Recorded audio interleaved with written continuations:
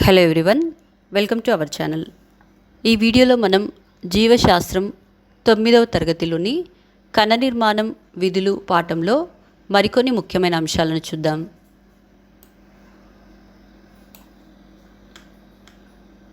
గాల్జీ సంక్లిష్టం 1898 సంవత్సరంలో కామిలో గాల్జీ సంక్లిష్టాన్ని సంయుక్త సూక్ష్మదర్శినిలో పరిశీలించాడు.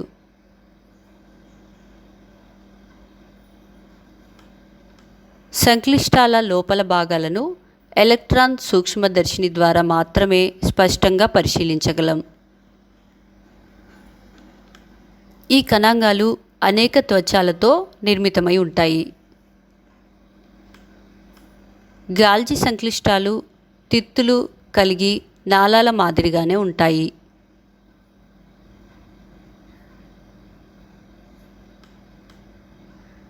మధ్య కుహరం చుట్టూ ఏకత్వచపు పొర కప్పి ఉంటుంది. ఈ త్వచం సంచుల వంటి నిర్మాణాలు ఏర్పరచుకొని ఉంటుంది. వాటి చుట్టూ ద్రవంతో నిండిన కోశాలు అతికి ఉంటాయి. రైబోజోమ్లలో ఉత్పత్తి అయిన ప్రోటీన్లు మరియు ఇతర పదార్థాలు గాల్జీ సంక్లిష్టాన్ని చేరుకుంటాయి. ఇక్కడ ఈ పదార్థాలు కొంత మార్పు చెందుతాయి.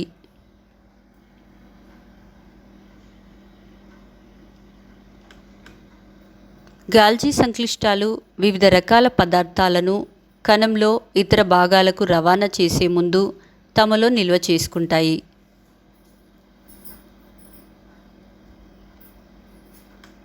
అక్కడ నుండి పదార్థాలన్నీ ప్లాస్మా పొర వైపు కానీ లేదా మరొక కణాంగమైన లైజోజోమ్స్ వైపు కానీ పంపబడతాయి.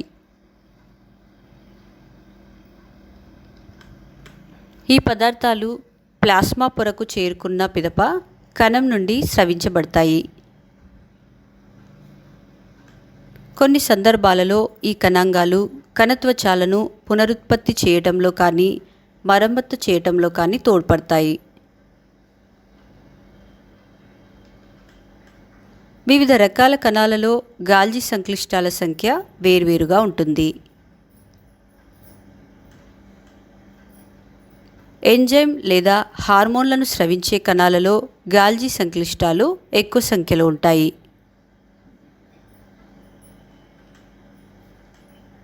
లైసోజోమ్లు కణద్రవ్యంలో అతి చిన్న రేణువులలో వినాశకర ఎంజైమ్లు ఉంటాయి. వీటిని లైసోజోమ్లు అంటాము. వినాశనం కావలసిన పదార్థాలు లైసోజోమ్లకు రవాణా చేయబడతాయి. లైసోజోమ్లు వాటిని జీర్ణం చేసుకుంటాయి. అప్పుడు లైసోజోమ్స్ పగిలి అందులోని ఎంజైమ్స్ విడుదలై దానిని నాశనం చేస్తాయి. కాబట్టి లైసోజోమ్స్ స్వయం విచ్ఛిత్తి సంచులు అని అంటాము.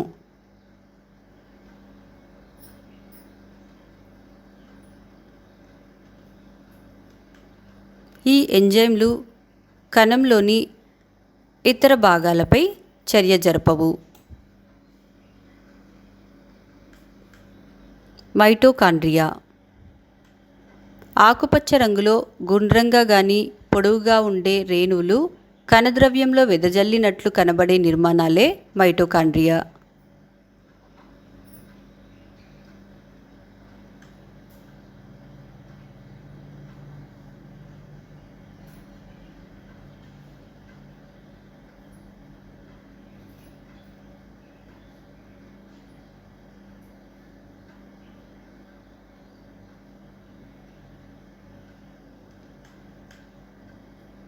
మైటోకాండ్రియాలు గుండ్రంగా లేదా పొడవుగా ఉండే అతి చిన్న కణాంగాలు. సాధారణంగా మైటోకాండ్రియాలు 2 నుండి 8 మైక్రాన్ల పొడవు, 0.5 మైక్రాన్ల వ్యాసం కలిగి ఉంటాయి. మైటోకాండ్రియాలు కేంద్రకం కంటే 150 రెట్లు చిన్నవి. ప్రతి కణంలో దాదాపుగా 100 నుండి 150 మైటోకాండ్రియాలు ఉంటాయి.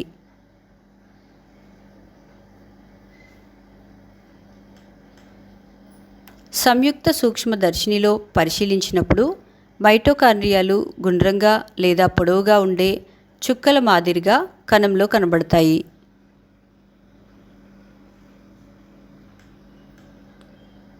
ఎలక్ట్రాన్ సూక్ష్మదర్శిని ద్వారా మాత్రమే మైటోకాండ్రియా అంతర్నిర్మాణాన్ని స్పష్టంగా పరిశీలించవచ్చు.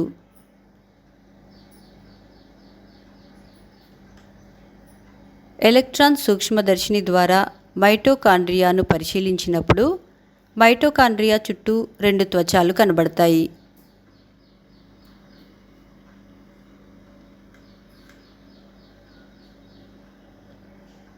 అంతరిత్వచం లోపలికి చొచ్చుకొని ముడతలు పడిన నిర్మాణాలను ఏర్పరుస్తుంది. ఈ నిర్మాణాలను క్రిస్టే అంటారు.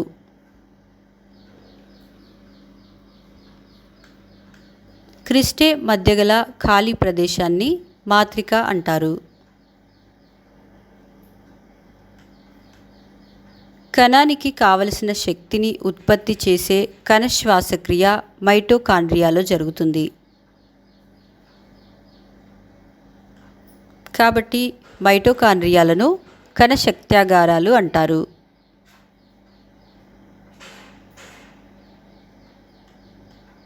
ప్లాస్టిడ్లు.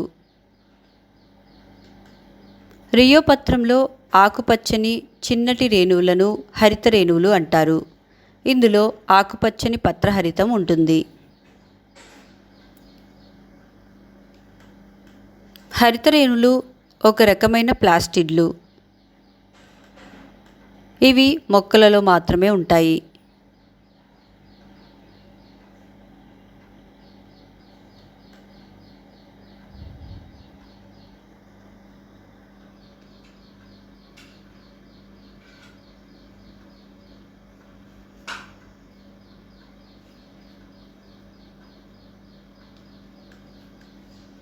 ప్లాస్టిడ్లు 3 రకాలు.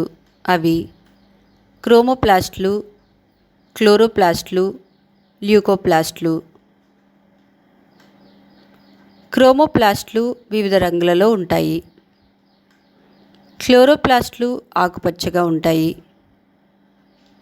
అదేవిధంగా ల్యూకోప్లాస్ట్లు రంగులేనివి. ఇవి వర్ణరహితంగా ఉంటాయి.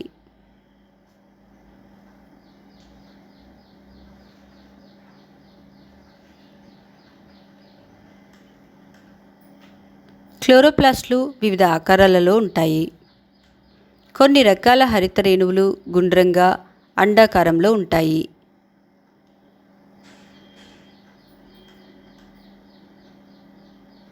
శైవలాలలో హరిత రేణువులు నిచ్చెన ఆకారంలో కానీ, నక్షత్ర ఆకారంలో కానీ, సర్పిలాకారంలో కానీ, జాలాకారంలో కానీ ఉంటాయి.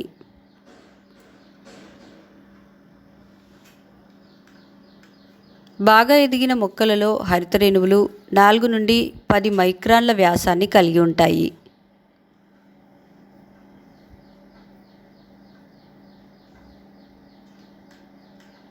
కిరణజన్య సంయోగ క్రియలో సూర్యకాంతిలోని సౌరశక్తిని గ్రహించి రసాయనిక శక్తిగా మార్చడమే హరిత రేణువుల యొక్క ముఖ్యమైన విధి.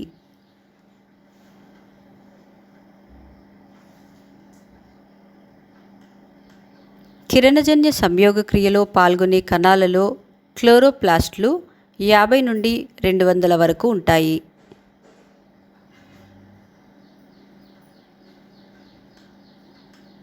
రిక్తికలు. రిక్తికలు రసభరితంగా ఉండే సంచుల వంటి నిర్మాణాలు. జంతు కణాలలో రిక్తికలు చిన్నవిగా ఉంటాయి. వృక్ష కణాలలో ఇవి పెద్దవిగా ఉంటాయి. పరిణతి చెందిన మొక్క కణాలలో రిక్తికలు మొత్తం స్థలాన్ని ఆక్రమిస్తాయి. రిక్తికలు కణంలో కుడ్యపీడనాన్ని నియంత్రిస్తాయి. రిక్తికలు వ్యర్థ పదార్థాలను బయటకు పంపుతాయి.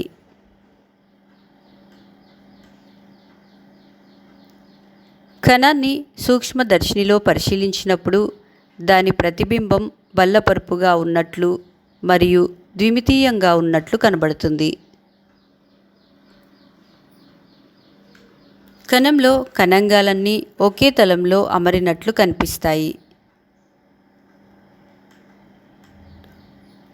ప్రతి కణానికి పొడవు, వెడల్పు, మందం ఉంటుంది.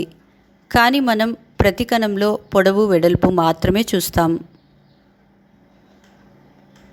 సూక్ష్మదర్శినిలో కణమందం చూడలేము. కాబట్టి కణాలన్నీ బల్లపరుపుగా ఉంటాయని అనుకుంటాము.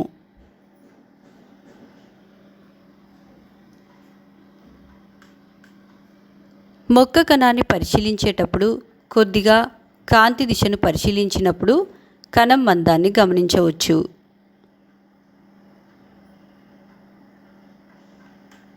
కాంతి తీవ్రతను తగ్గించే కొద్దీ త్రిమితీయ ప్రతిబింబాన్ని స్పష్టంగా పరిశీలించవచ్చు.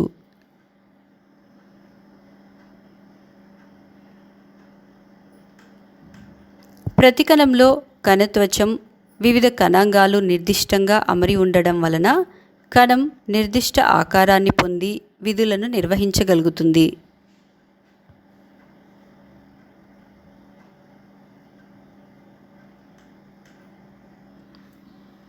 మాథియస్ జాకబ్ స్లీడన్ మరియు థియోడర్ ష్వాన్ అనే ఇద్దరు శాస్త్రవేత్తలు కణ సిద్ధాంతాన్ని ప్రతిపాదించారు. స్లీడన్ వృక్ష శాస్త్రవేత్త, ష్వాన్ జంతు శాస్త్రవేత్త. మొట్టమొదటగా స్లీడన్ మరియు ష్వాన్లు మొత్తం జంతు వృక్షరాజ్యంలోని జీవులన్నీ కణాలతో నిర్మితమై ఉంటాయని నిర్ధారించడం జరిగింది.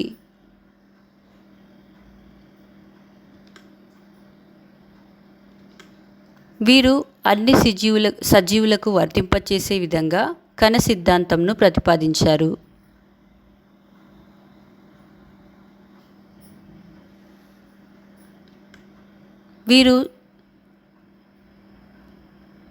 వీరి సిద్ధాంతం కొత్త కణాలు ఎలా ఏర్పడ్డాయో వివరించలేదు.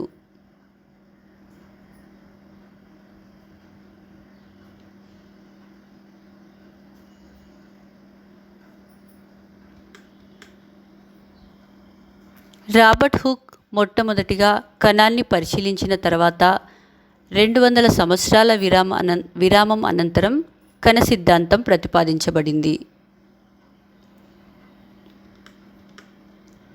1855వ సంవత్సరంలో రుడాల్ఫ్ విర్కోవ్ మొట్టమొదటిగా కణాలు విభజన చెంది కొత్త కణాలు పాత కణాల నుండి ఏర్పడతాయని వివరించాడు.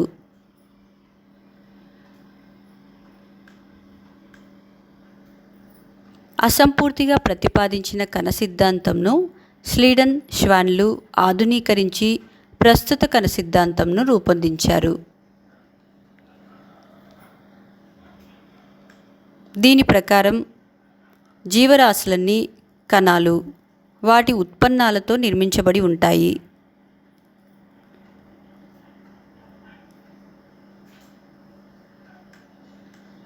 కణాలన్నీ ముందు తరం కణాల నుంచే ఏర్పడతాయి.